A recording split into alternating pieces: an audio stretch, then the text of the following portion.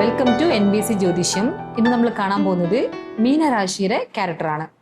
മീനരാശി എന്ന് പറഞ്ഞാൽ കാലപുരുഷന്റെ 12ാമത്തെ രാശി, അതായത് മോക്ഷരാശി എന്ന് പറയും, പെൺരാശി. അപ്പം മീനത്തില് ഒരു കുഞ്ഞ് ജനിക്കുവാണെങ്കിൽ അത് ഒരുപാട് പ്രോസ്പെറിറ്റീവ് ഉള്ള കുഞ്ഞായിട്ടും, പിന്നെ ആ വീട്ടിൽ വരുന്ന വീട്ടിൽ ജനിച്ചു എന്ന് പറഞ്ഞാല് അവിടെ ഒന്നും ഇല്ലെങ്കിലും ആ വീട് പിന്നെ പെട്ടെന്ന് അങ്ങോട്ട് ഉയരത്തില്ല. അതായത് ഇതിന്റെ അധിപൻ ഗുരുവായതുകൊണ്ട് ഇവർക്ക് അയന സയന ഭോഗം പിന്നെ വിരയം, ഈ മൂന്നും കടവുൾ, അതായത് ഗോഡ് നമുക്ക് തന്നിട്ടുള്ളത്, ഈ രാശിക്ക് കൊടുത്തിട്ടുള്ള ഒരു ഫസ്റ്റ് പ്രയോറിറ്റി അല്ലേ.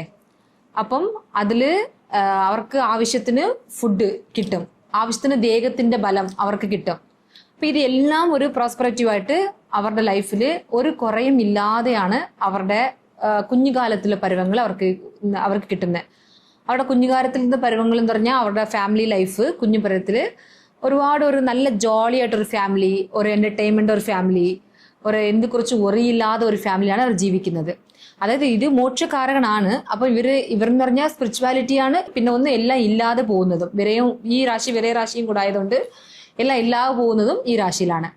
അപ്പൊ ഇവർക്കെന്ന് പറഞ്ഞാല് എപ്പോഴും രണ്ട് മീനാണ് ഇതിന്റെ സിമ്പൽ. അപ്പം ഈ ഒന്ന് ഫേസ് ടു ഫേസ് നോക്കിക്കൊണ്ടിരിക്കുന്ന പോലെ. അപ്പം സംടൈംസ് ഇവരെ മനസ്സിലാക്കാൻ ഭയങ്കര ബുദ്ധിമുട്ടായിരിക്കും.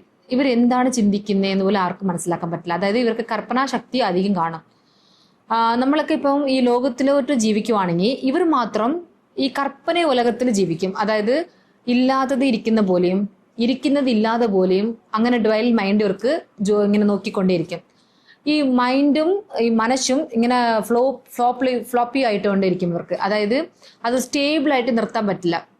ഇപ്പം ഇവർ പ്രേമിച്ചെന്ന് വെച്ചാൽ ഫസ്റ്റ് ലവ് ഇവർക്ക് മാക്സിമം സക്സസ് ആകാൻ ഇവർ നോക്കണം.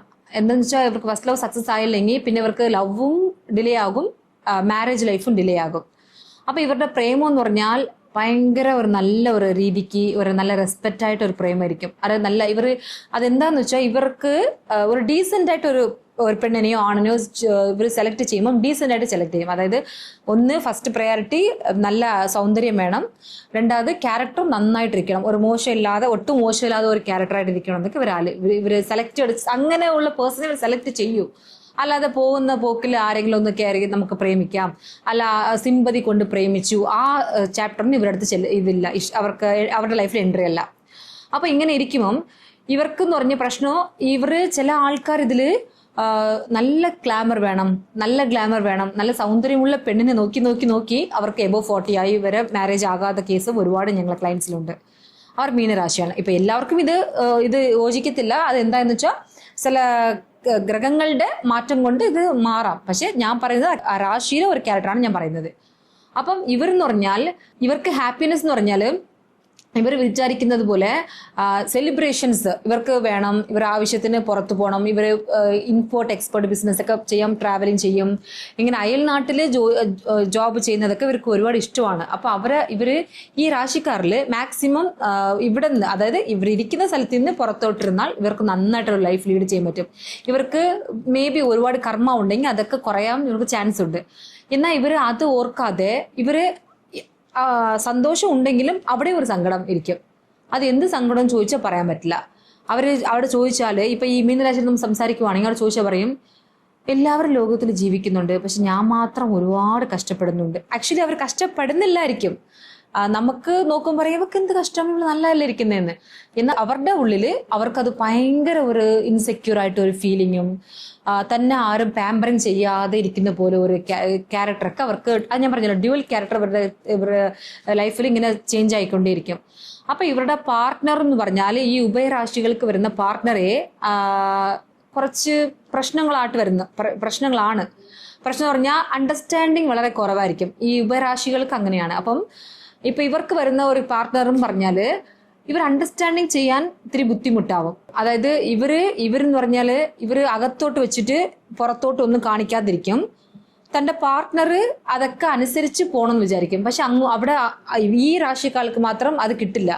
അപ്പൊ പ്രശ്നമൊന്നും ഫേസ് ചെയ്യുന്ന സ്ഥലമേ ഇവരുടെ മാരേജ് ലൈഫാണ്. മാക്സിമം മാരേജ് ലൈഫ് ഇവർ പ്രശ്നം ഫേസ് ചെയ്യും.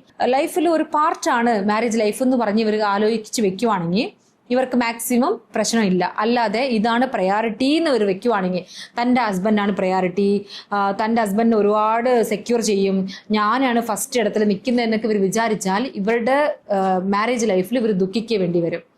അപ്പം ഇവരുടെ ജോബ് എന്നൊക്കെ നോക്കിയാൽ ടീച്ചർ ഡിപ്പാർട്ട്മെന്റ്, ഒരു PhD ലെവൽ പോകുന്ന ഒരു സബ്ജക്റ്റ് എടുത്ത് ഇവർ ചെയ്യുവാണെങ്കിൽ ഈ മാർക്കറ്റിംഗ് ഡിപ്പാർട്ട്മെന്റ്, ഇപ്പോൾ ഒരു സ്ഥാപനത്തിൽ ഇവർ പോയി ഒരുപാട് പേര് ഇവർ എംപ്ലോയീസ് ആയിട്ട് കാണും. അപ്പം എന്നാൽ എംപ്ലോയീസ് ആണെങ്കിൽ മോർ ദാൻ 1000 ഇരിക്കുന്ന ഒരു കമ്പനിയിൽ ഇവർ എംപ്ലോയീസ് ആയിട്ടൊക്കെ പോവുകയാണെങ്കിൽ ഇവർ അതിൽ ഫസ്റ്റ് പ്രയോറിറ്റി വഹിച്ച് ആ കമ്പനി മുകളിലോട്ട് പോകാൻ ഇവർ സപ്പോർട്ടീവ് ആയിരിക്കും.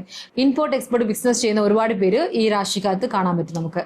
അപ്പം ഇവരുടെ ദുഃഖം എന്ന് പറഞ്ഞാൽ ഇവര് ഏത് ദൈവത്തിനെയാണോ ഇവർ എടുക്കുന്നുണ്ടോ ആ ദൈവത്തിനെ മുറുകെ പിടിച്ച് ഇവർക്ക് എന്തായാലും സ്പിരിച്വാലിറ്റി ഇരുന്ന് ഒരു കാര്യം ചെയ്താൽ, അതായത് അവരിപ്പോൾ ഒരു കാര്യം ചെയ്യാൻ പോകുന്നതെന്ന് വെച്ചാലും അത് സ്പിരിച്വലിൽ ഇരുന്ന് ഒരു കാര്യം ചെയ്താൽ കുഴപ്പമില്ല, അവർക്ക് നടക്കാൻ പോകുന്ന നെക്സ്റ്റ് സ്റ്റെപ്പും അവർക്ക് നല്ല രീതിക്ക് പോകും.